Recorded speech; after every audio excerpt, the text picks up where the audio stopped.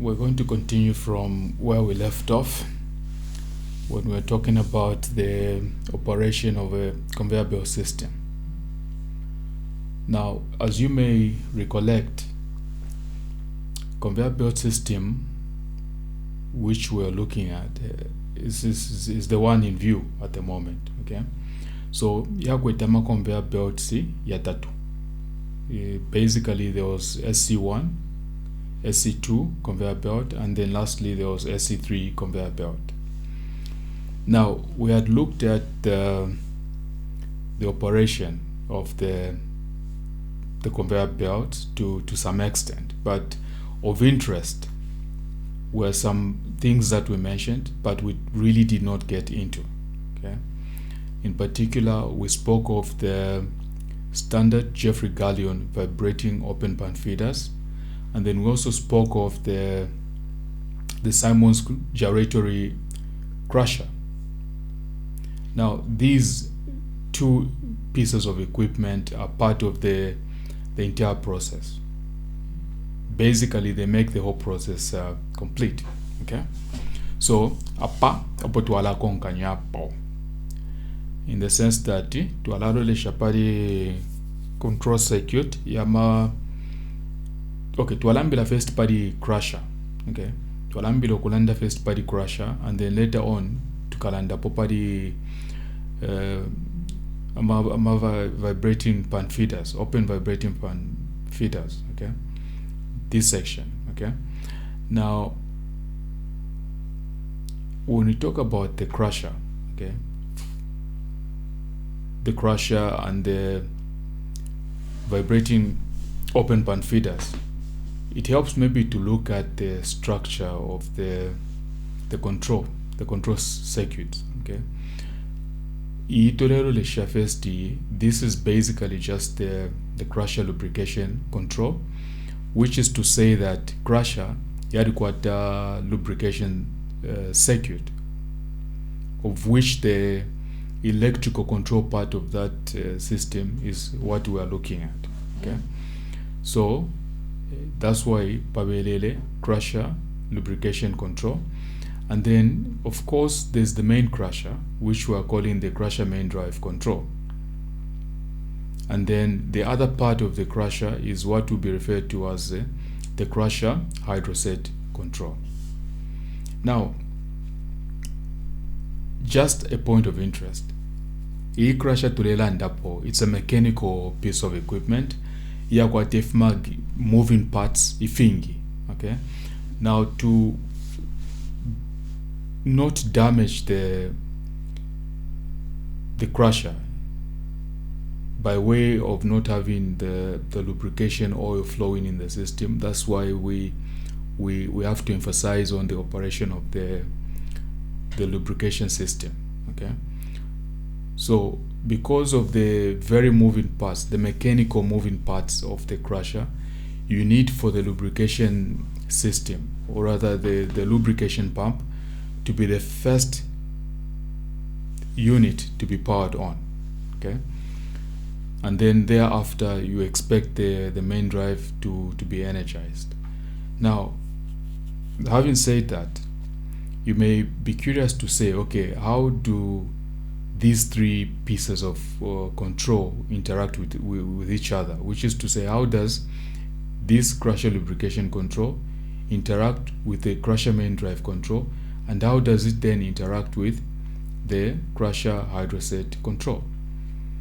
Now, before we answer that question, the key thing to note just when we're starting out is that the targeted control elements are part of just a direct online type of arrangement. Okay, which is to say there's no start delta, there's no what and what. Ni direct online control fengofyo mule mwanamuri power circuit. Okay, so essentially on the left we've got the power circuit for the 300 kilowatt crusher motor, and then in the middle section here you've got the direct online power circuit for the vibrators, and then so is the last circuit. So you notice that there are two sets of vibrators, one being designated as O vibrator, then the other one as waste vibrator. What this entails is that this being a mining arrangement, to mine your ore, which is the material of interest, you are also going to have this waste, which is the material you have to get rid of for you to access the ore. So these are on different paths of the circuit. Okay, so they are vibrators independent. So you've got the ore vibrator and then you've got the waste vibrator. Okay, now how do these three interact with each other? So what we're looking at is a schematic. Essentially, it's a piping and instrumentation diagram. It will show you how the crusher itself, this unit, interacts with the lubrication system and how it interacts with the hydroset. Okay. Now, that said, you notice that in this schematic, what I've done is, because we're talking about the control side of things, so we're going to have to identify what are we going to call the electrical contacts of these instrumentation units, like the flow switches, in which case IMO flow switch tuleitati flow 01, and then the other one as flow 02.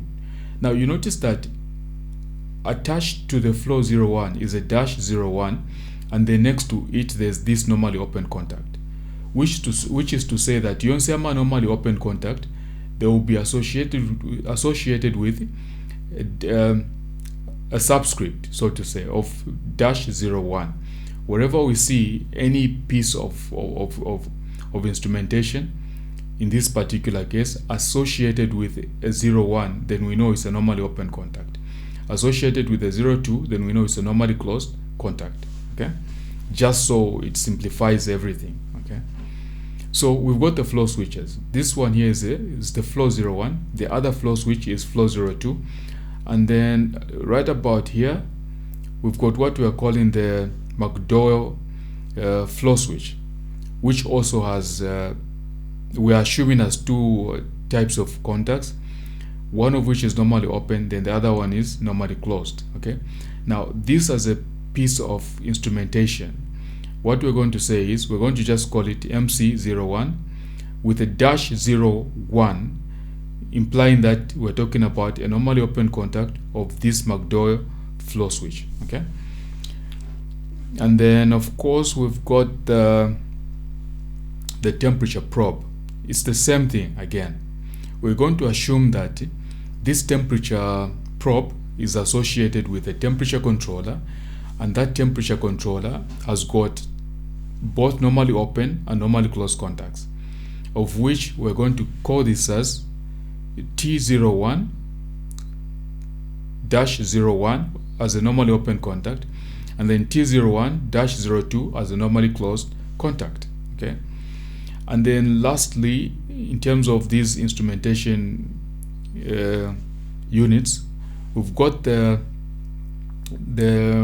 hydroset pressure switch. Okay, which we're going to associate with this pressure indicator, because in this same line I know there's supposed to be the pressure switch, so we're going to designate it as HYD, as hydroset 01, as in we're assuming that there can be so many other pressure switches in the hydroset system, but ENA, this will be hydroset 01 as a representation of this pressure switch. Okay,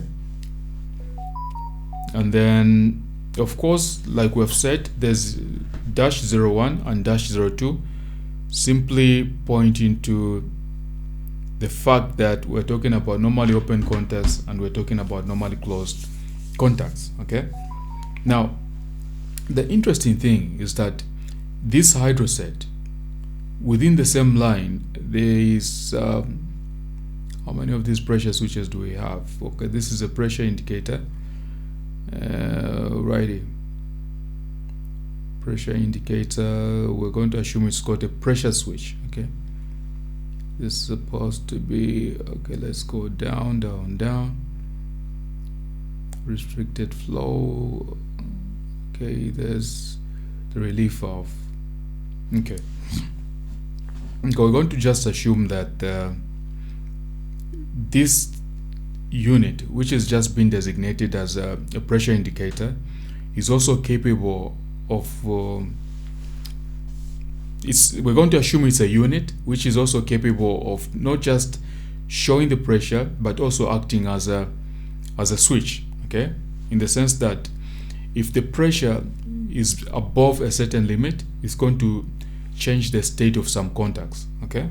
That's what we're going to assume, okay.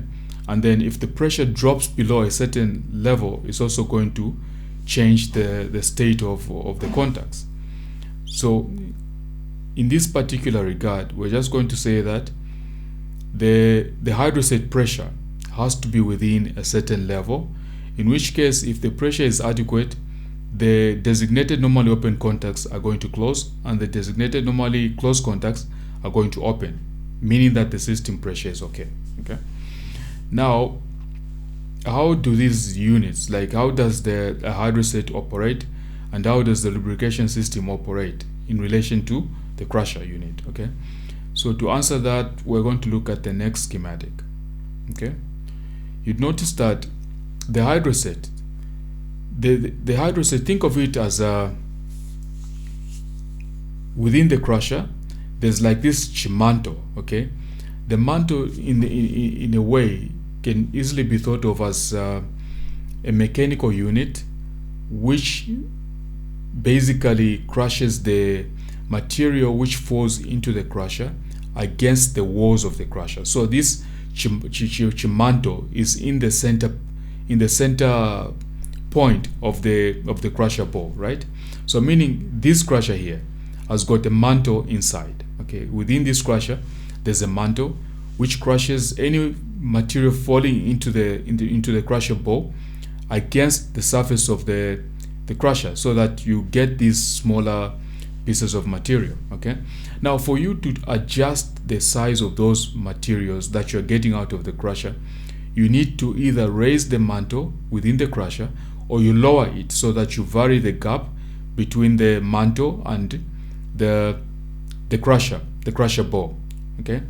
So clearly what that shows is that this hydrostate pump, okay, is actually supposed to be bidirectional, in the sense that it's supposed to pressurize the line in this direction, like you go up so that you're able to push up the mantle, and then thereby reducing the gap between the mantle and the crusher ball.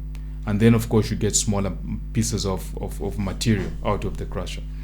And then alternatively, this pump is able to basically push back the oil, okay, within the hydrostate pressure line, pushes it back to the tank, okay, in which case you're trying to increase the gap between the mantle and the crusher ball, because the mantle is going to go down, okay. If this pump pushes the oil back into the tank, it means that the mantle is basically coming down. So this arrangement is just a forward and reverse arrangement, okay. So we expect to go in the forward direction, assuming that's what raises the mantle, and then we're supposed to go in the reverse direction to lower the mantle. So that's how the hydrostate relates to the crusher, okay. And then in the next instance, we'd say, how does the lubrication system relate to the crusher, okay? So because the lubrication system is supposed to be the first system to be energized, so mwalasangati riyamuleyamba, you switch on the lubrication pump, okay, which is illustrated by these symbols for the pump being in a green outline, okay. So which just shows that the lubrication pumps are on, and then the lubrication oil is going to flow in this direction as designated by the direction of the arrows, okay. So it's in this direction. Now at this point, right before what we're calling the Fram filters. Okay, these are basically filters to ensure that the oil from the tank, this tank here, is filtered before it goes into the system. Okay, so this is what these filters are for. Now, if the filters are okay, the oil will flow across the filters in this direction, right? And then it will go downstream through the heat exchangers all the way up until it reaches the flow switches. Okay, these two flow switches. So the lubrication oil will reach this point, right?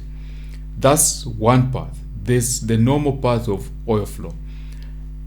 Now you may be asking, nombange McDowell flow switch yanshi. So what happens in the opposite end? If these oil filters are blocked, the lubrication filters are blocked, what's going to happen is the oil flow will be in this direction. Okay, the oil flow will be in this direction across the McDowell flow switch, which is exactly how these Ayama contacts are going to change the state. Okay, but under normal conditions, the state of these contacts is never supposed to change, only if the filters are blocked, and then the oil flow will be in this direction. Okay, so that's how the McDowell flow switch will come into play. You can just think of it as a restricted flow bypass unit. Okay, restricted in the sense that if the filters are blocked, then the oil flow will go in this direction. Okay, to go in this direction to get into the system, but that's not the normal flow of the oil. Okay, so when the oil does reach the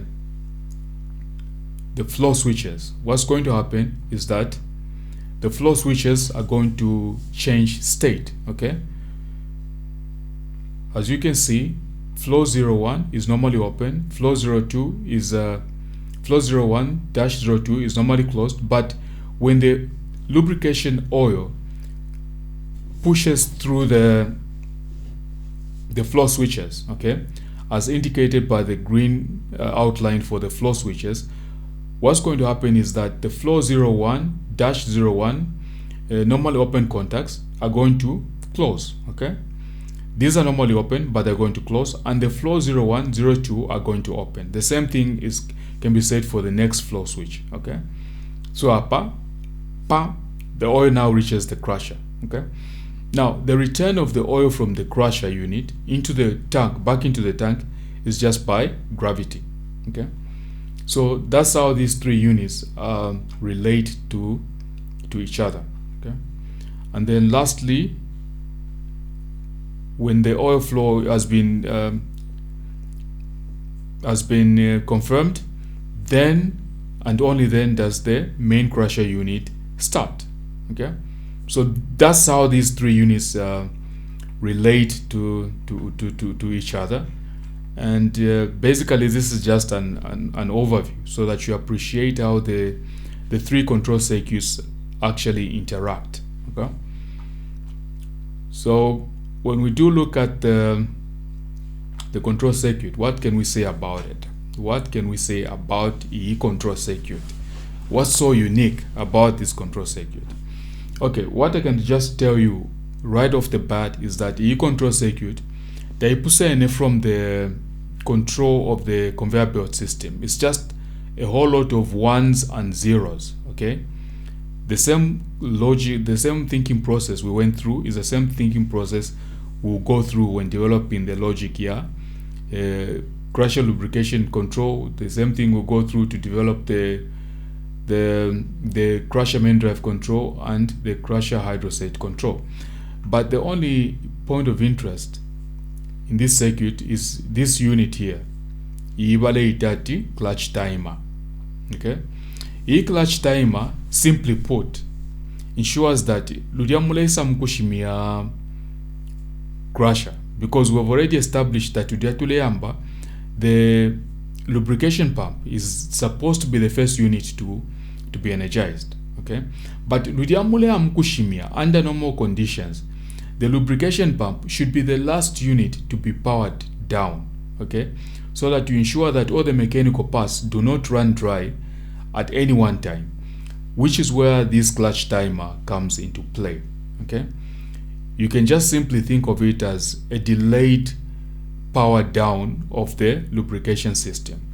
That's how you can think of this clutch timer, and we'll get more into this when we develop the logic for the lubrication control in Siemens step 7. Okay, and then for the crusher main drive control, what's so special about this? There's really nothing special about it. The only thing we can say is just the protection part of it. P&B GOAT H5A relay. These are just the old electromechanical relays, protection relays, that is. Okay, in this particular case, E is protecting against overcurrent and is protecting against earth fault. Okay, that's just the unique part. And then we're also talking about thermistor relay. Okay, a thermistor relay is just to ensure that the temperature of the main motor for the crusher is within the acceptable operating range. Okay, like the motor is not overheating or anything. So it's just temperature monitoring for this thermistor relay. Okay, we're calling it thermistor relay TR. You can see that at this point upper, we're using a normally open contact of this TR, which clearly shows that under normal conditions, motor temperature this contact is supposed to be closed when the temperature is normal. Okay, and then for the hydroset, the only interesting bit is the raising action and the lowering action are mutually exclusive. Okay, in the sense that when you're raising, this coil for the associated contactor is going to be energized, and the auxiliary contact of this contactor, which is normally closed, is used in this action for lowering, so that you're not tempted to both raise and lower. It's just one action at a time. So these two, raise and lower, are mutually exclusive. You can just perform one action at a time. And then the other thing is pretty much just has to do with the hydroset.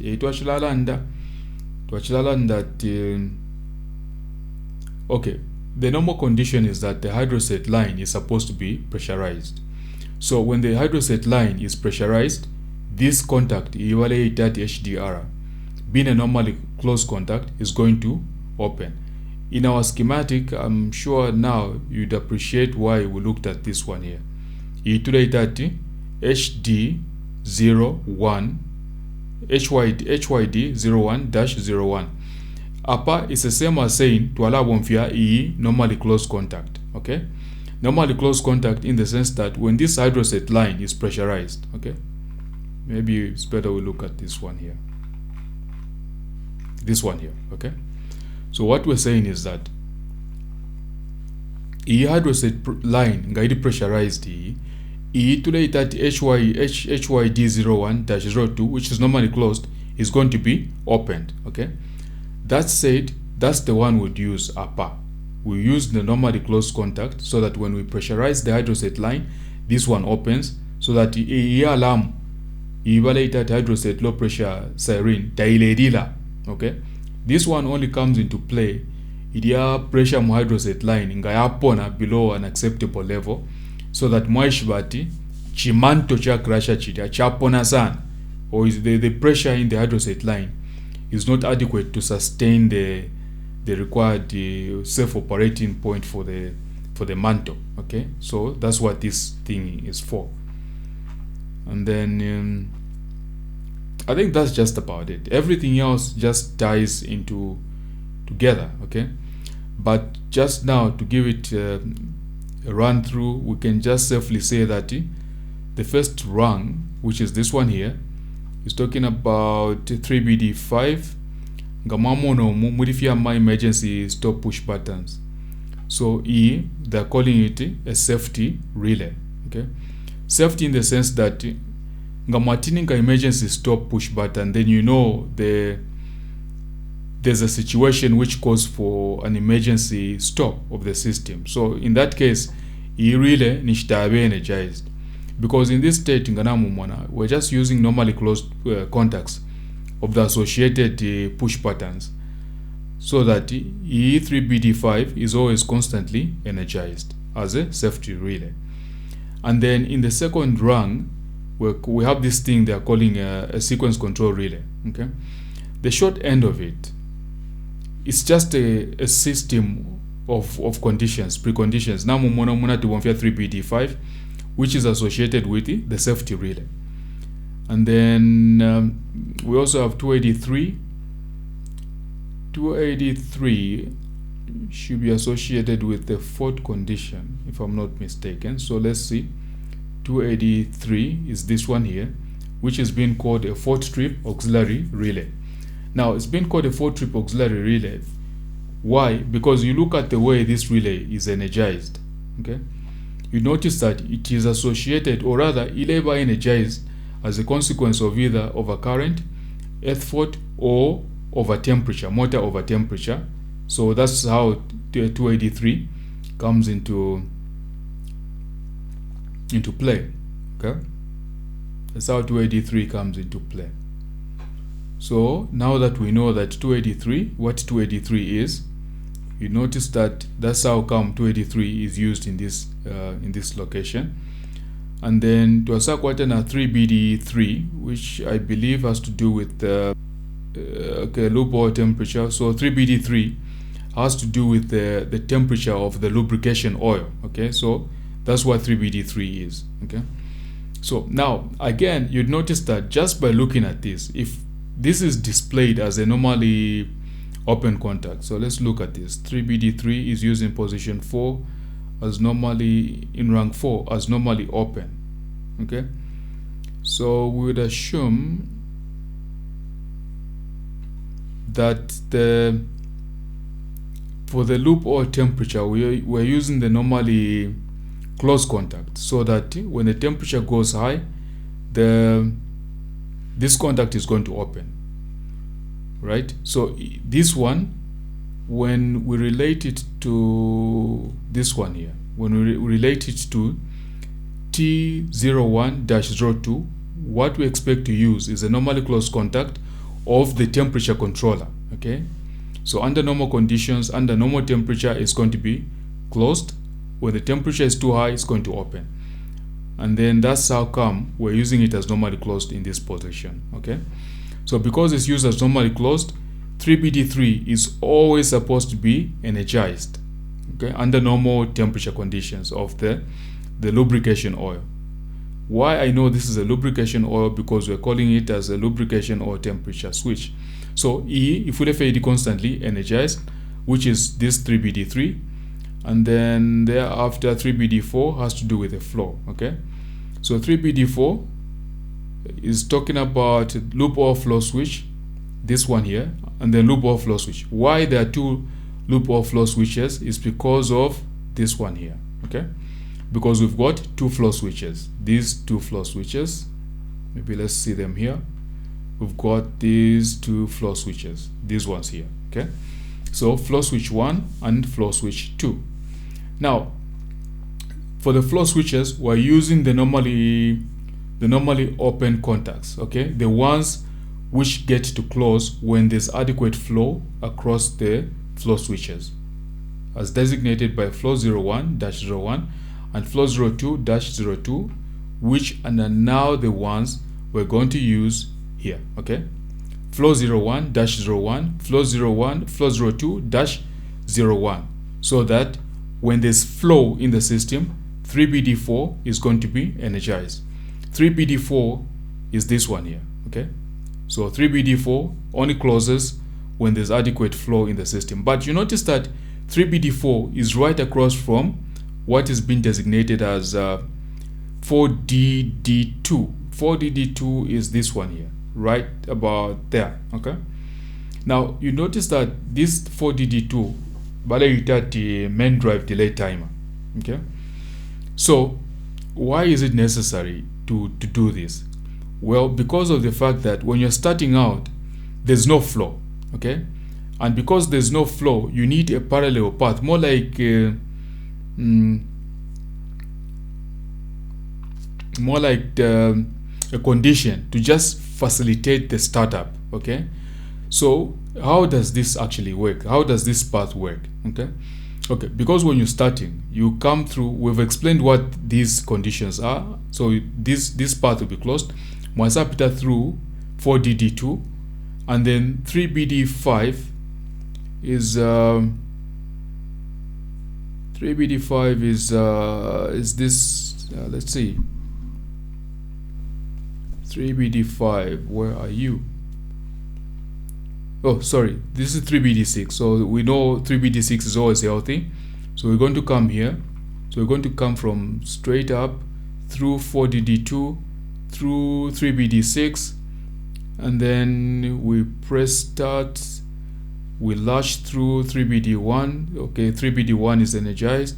We use its ceiling contact 3BD1, so we lash through this. Okay, so the sequence control relay is energized, and at the same time, we're going to have the loop control timer. Okay, we're calling this as a loop control timer, which is 3BD2. And what else do we have? Okay, we've got the alarm. Okay, so 3BD1 is energized. This contact is going to instantly close. The siren is going to be active. Okay, and then we think of this as a local alarm, pre-start warning alarm in the local station, and then RR is the remote pre-start warning alarm. Okay, so basically this branch is all about pre-start warning. Okay, so that's done, and then we're saying at the same time 3BD2 was energized, so we'd assume before the loop pump starts there will be that pre-start warning alarm thing going on. Okay, so E3BD2 guys search the timeout after a certain preset value, let's say 10 seconds. At that point, 3BD2 is going to close this part here in network, or okay, we're just going to call it as a network, or rank 10 if you want. In rank 10, it's going to close there. Okay, at that point where this closes, okay, at that point where this closes, you know that in this path also, okay, maybe it's better we start from here. The main circuit breaker auxiliary contact, essentially we'll be talking about maybe let's look at the power circuit. We'll be talking about this one here. Okay, if this one had auxiliary contacts which are normally open, so that when this isolator is closed, its normally open contacts are going to close, right? And because its normally closed contacts are going to close, we're going to use it right about there. So when the main circuit breaker, or the main isolator, okay, when this isolator is closed, this contact is going to close also, right? Because it's an auxiliary contact of that main circuit breaker designation MC. So it closes there. We come down, down, down, down, and then 3BD6, as we have seen, is a safety relay, which is this one here. Okay, and then if it helps you, this is rung 10.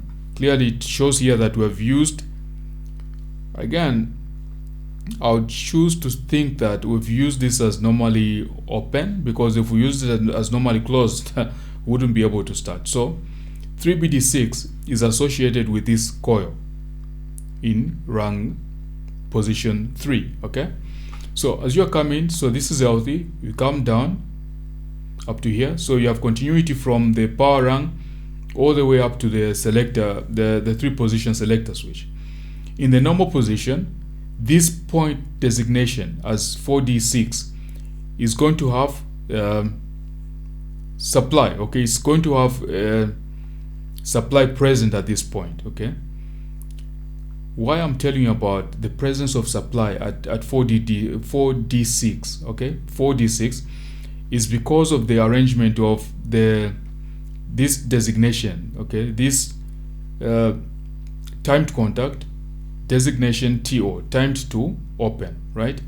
It's in series with this other normally open contact designation instant close, instant open. Okay, so now we know how we've come to this part where we've made it clear that this continuity of supply from the power rung all the way up to 4D6. Okay, so there that, having said that, at the point where 3BD2 times out, okay, when 3BD2 times out, it's going to close this contact here, okay, bam, it closes.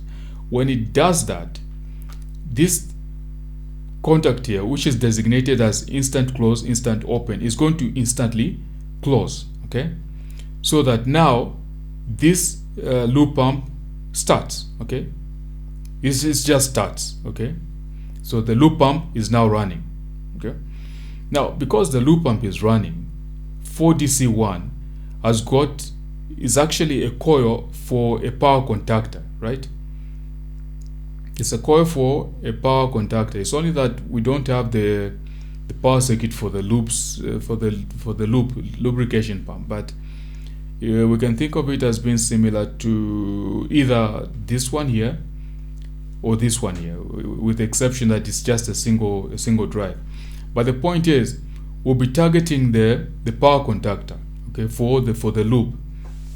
And because we're targeting the power contactor for the loop, it's going to have auxiliary contacts. So 4DC1 as a power contactor is going to have auxiliary contacts, which we are going to use to now power the main drive delay timer, okay, to energize the main drive delay timer. So when that is done,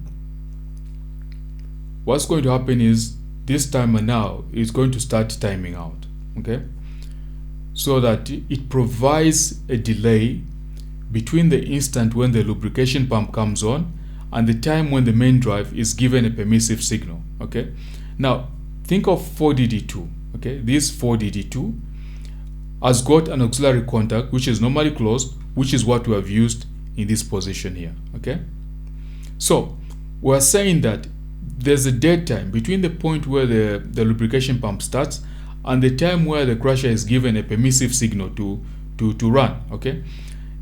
And that's the important thing, to say that the point where you give the crusher the permissive signal to start should be a point at which you have a flow in the system. Meaning, at that point where this timer times out, where 4DD2 as an on delay timer, when that preset time value times out, at that point you expect 3BD4 to have closed, okay.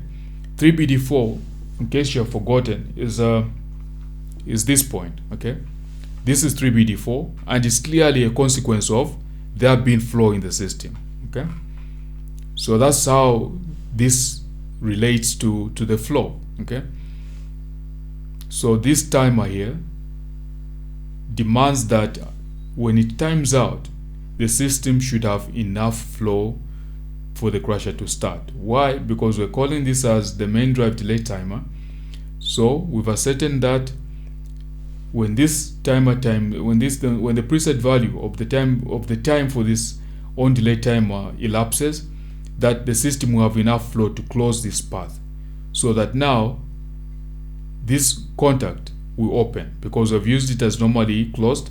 So when you power this timer, the preset time value elapses, is going to change the signal state, or rather it's going to change the condition of its contacts. The normally open are going to close, the normally closed are going to open. And by opening the normally closed, this branch will be open at this point, and then we'll just seal in through there being adequate flow in the system, okay. And then thereafter 4DD2 will come into play in the crusher main drive control, okay. So in the crusher main drive control, 4DD2, where are you?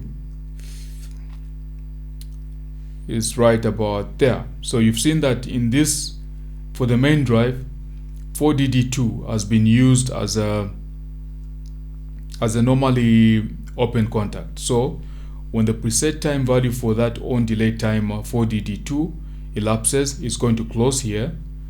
And then of course, assuming that you've selected the normal mode, and then 3BD1, which is this one here, okay, which is the sequence control relay. Of course, the sequence has started, so this path is going to be closed. And then 3BD4, the flow is adequate, is going to close. And then 3BD6 as a safety relay is going to close. And 3BD3 as the loop or temperature is okay, so even this one is going to close, okay? And if the motor temperature is adequate, this path is going to be closed, and then of course you start your main drive, okay? So everything else is just something we'll go over when we develop the logic, but this is basically just a brief introduction to just have a feel of the level of work that's going to be before us. And then when we talk about the crusher hydroset control, okay, talk about the hydroset. We said this is essentially just forward and reverse, which is why ngamwamona apa not a hydroset pressure switch, which we have seen in the piping and instrumentation diagram. And then yapana mumana tulela ndapadi raise, tulela ndapadi lower, and we've already said that these two actions are mutually exclusive, meaning if you're raising, you can't lower, because power contactor designation 4cc1 na a normally closed auxiliary contact through which we are controlling the lowering power contactor designation 4cc2. The same thing can be said for raising, that raising na NA, the control for this coil na ipita through normally closed auxiliary contact here, power contactor designation 4cc2. So these two are mutually exclusive. And then I think that's just about it. The only other thing to notice is that itulela ndamudi network 67 or rung 67 as a solenoid valve. Solenoid valve ngama ilolesha yaba iliapa at this point, this solenoid valve, okay, it's basically just a valve to basically block the backflow of the oil, the I don't know, you can call it the hydroset oil or whatever type of oil you are using in the hydroset pressure line, to prevent it to such that it only opens at the point where the hydroset pump is running. So when the hydroset pump runs, the solenoid valve also opens to allow the direction of flow of the pressurized oil, whichever direction you want, whether it's to raise or lower, okay? So this valve has to open at the point of operation of the hydroset pump, okay? So hydroset pump runs, the solenoid valve opens, and the system flow, direction of flow is guaranteed, okay? So that's why this solenoid valve in rung 67 is being powered through by auxiliary open, normally open contacts of either 4cc1 or 4cc2, okay? So that's just about it, and hopefully this will make more sense when we develop the logic. Then the last thing we can just talk about is the vibrator control, okay? The crusher vibrator control. Now you notice that for the crusher vibrator control, the only thing we can say is that ukuku left yuko kudio tulei that vibrator number 1, then kuraiti or tulei that vibrator number 2. So this is vibrator number 1, this is vibrator number 2. Ngama alolesha, the schematic, or rather the control scheme, is essentially the same for the two of them, okay? So which is why ngatwasa mkupanga control mudi step 7, we'll just develop one, get a functional block with multiple instance capability, develop it like we did previously, then apply that logic to this other one, so that we review what we had previously done, okay? So that's just about it, and I hope we're going to make most of these statements clear when we develop the logic. So stick around, maybe you get to have some fun with this.